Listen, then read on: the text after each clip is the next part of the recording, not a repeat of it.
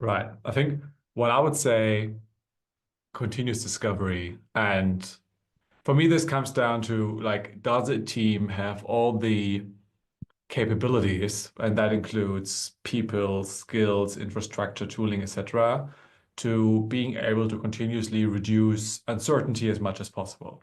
And I think this uncertainty can come in a lot of different shapes or forms. It could be more problem oriented, it could be more solution oriented, but that this team is essentially enabled to reduce uncertainty through evidence-based decision making. That's how I would describe it in a nutshell.